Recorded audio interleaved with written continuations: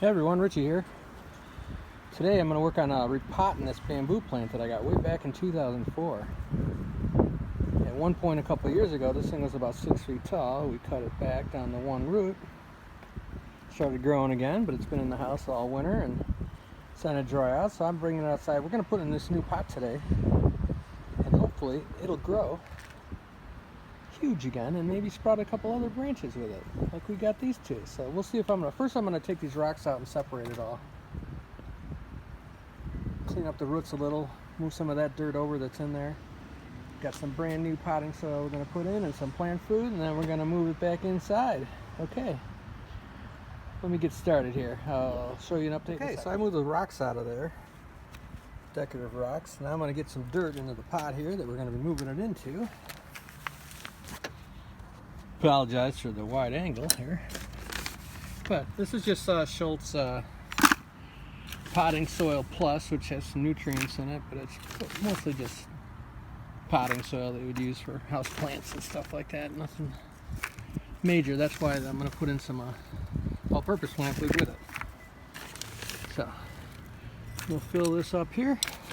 Sorry about the shaky camera. It's hard to do one-handed. Get a little base going. What I'm going to do next is I'm going to pull that out of there, rest it in the pot, and we will go from there. Right back. Alrighty, after a few minutes there, I pulled it out of the other pot. It was all, I don't know, about 60% root. That means that it was just wrapping around. The thing just had no room to grow, so unwrapped it a little so the roots are a little looser so they can move around the pot. Planted in a new pot up to this point. Got to clean the pot up yet. Trim some of the dead leaves off, add some plant food. We should be good to go. All right, new life to the plant. Some final tips when you do plant food. I've learned throughout the years that definitely read the instructions, make sure they're okay for the plant you're using it on, and if you're nervous about it, don't ever put more than it asks for, because you can hurt the plant. So I always do a tad under what it suggests if I'm not measuring exactly, or I'm sprinkling it in. And make sure you see when you got to put more in. Like for example with this, it says 12 weeks from now to add some more. I trimmed the plant up. The dead leaves are up. If you're going to trim a plant, here's another tip. Whatever utensil or device you're using, make sure you clean it first. I usually use rubbing alcohol or something like that to dip the tool in, and when you're done, do it again, because if there's some kind of disease or whatever from one plant, if you're trimming like say a rose bush or something like that, and then you go to another plant, if there's something that's growing or bad on one bush, you can transfer it just from cutting. I've done that before in our garden, and it's not fun. It can infect everything you got. So simple, easy thing. Keep a little, I don't know, I use a Tupperware thing. I put some rubbing alcohol in it with a lid. I soak the tool in it, and then when I'm done, I put the lid back on. So you can use the rubbing alcohol over and over for a while until it gets really diluted. So anyway, that's another final tip. So hey, it's getting to be spring here in Illinois, which is great. Today is April 12th, and we're gonna still have a couple more nights where it could be close to freezing. So I can't exactly do all the yard work and stuff I'd like to do at this time.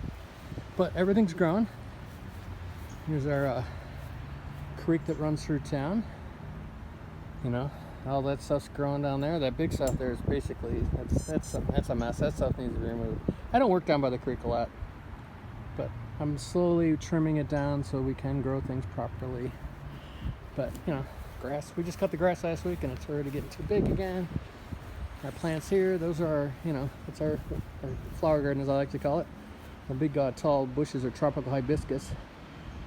I might have put them out a little too early. They're gonna go in the garage and for the rest of the week. They're pots inside of another pot, so I can pull them out of the ground. So they're not really in the ground, but they look like it. It's kind of an illusion. They're going to be moved back into the garage where it'll stay over 50 for the next few days because of the possible getting close down to freezing again. And I don't want to kill the plants. I want to give them a chance. So anyway, that'll be it for now. Thanks everyone for watching. Alrighty, I'm back. This is the second part of our gardening today that I'm going to be doing. I'm going to prepare our indoor seeds for planting in the outdoor garden. But again, like I said, it's, you know, we're going to have a couple more days of frost, and in Illinois you don't gamble by planting too early, which is a problem every year. I mean, it's April 12th. Sometimes we have to wait till May to plant seeds outdoors. That's how Illinois works with these crazy winters and springs that go on and off. I mean, last week we had an 81-degree day. Today's 55. It's going to get down to a low to 34 in a couple days. Can't gamble. So anyway, so here's what we're going to do. These are some of the seeds we're going to plant. These ones, the reason we plant the seeds indoors mostly is because some of these take a long time to bear fruit. Whoa! And a windy day in Chicago. Get it? Windy City. Okay, so a lot of them take a long time to bear fruit. So, you know, cantaloupe, stuff like that, green peppers, tomatoes, sometimes you're waiting a long time. And if you start planting end of May, you may not get fruit till October. And by then, it could get chilly and kill the plants off, and you lose all that. So we take anything that's going to take a long time to bear a fruit or something, or we will plant. Those are honeydew, by the way.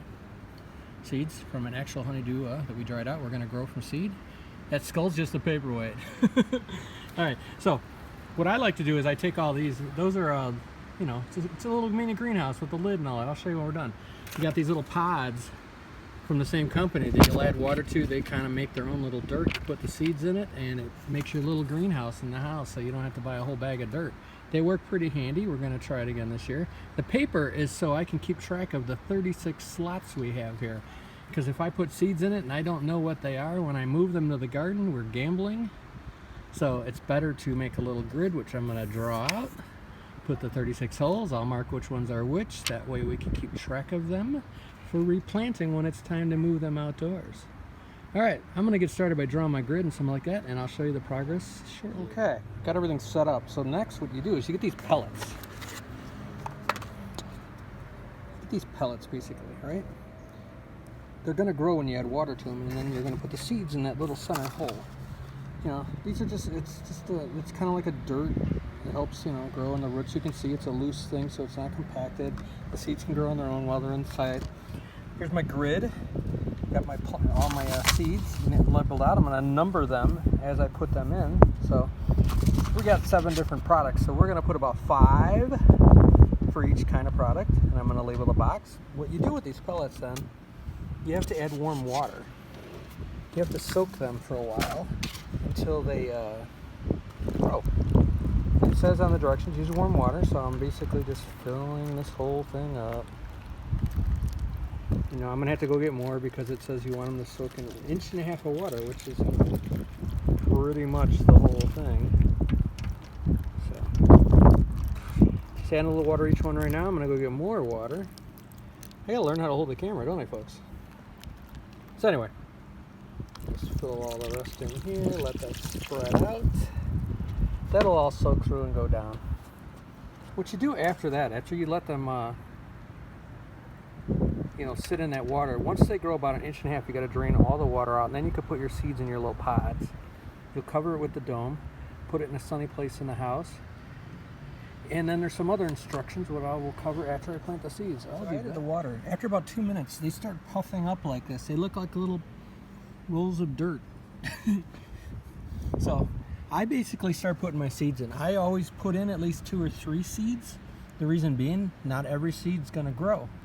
So you're giving your best shot. You don't want to overload it, but you definitely want to put a few. Once your seeds start growing in a few weeks, over time, each one's different. You there's instructions about the dome. You're going to take the lid off. You're going to angle it. Eventually, you're going to take it totally off.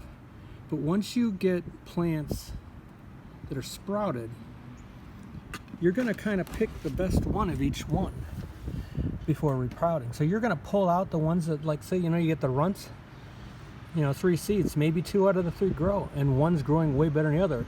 They're going to fight each other for nutrients and stuff. So what you want to do at that point is you want to pull one out. You want to give the strongest one, the biggest one at the time, that's the one you want to grow from. You can leave both in there, the 2 out of the 3. I recommend you pull one out, because then that plant's going to get everything it needs, and it's not fighting with its brother or sister.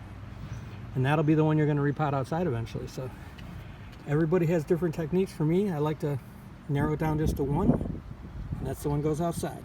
I'm going to finish seeding all the rest. Here's an example of my grid. So all the ones are the honeydews that I put in already over here. Now I'm going to move on all the others and fill it. I'll show you when I'm totally done. And I'm going to have a few spots that are not being used. That's going to be for something seeds we don't have yet. We're going to buy shortly. Okay, so here's my final product. What I did was some of the smaller stuff, like now I got peppers and stuff. I actually did more than 3 seeds. I kind of broke my own rule. But same thing's going to be true. I'm going to save the biggest ones once they start sprouting. It's my grid so I keep track, so I don't forget where I got everything, because you won't know. So they give you this dome. You're gonna put that over there and on top, and you're gonna leave it secured and closed while it's growing. Once the seeds sprout, you're gonna prop the dome open. You're basically gonna ventilate a little. You know, you could do this, do like that. You just want to give it a little more air than just like an enclosed, dome. That's when the seeds first sprout. When all the seeds are sprouted, you remove the dome totally. And you place it in more of a sunny location, so you can put it in a window or whatever like that.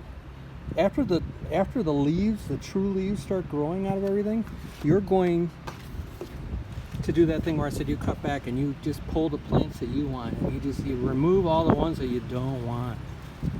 That way they're not fighting for nutrients and stuff like that. Now there's in the instructions it says to harden out the plants, you can place the entire thing out in the yard for the day. Put it out in the shade of your yard. That's to get it used to some daylight instead of through a window or whatever. But you bring it in at night. You got to bring it in at night. And then you gradually, as time goes, when you put it out every day, if you want to do that route, you put it in more sun each day so the plants get used to the sun. So when you really, once you pull them and plant them outside in your garden, you're not going to freak them out.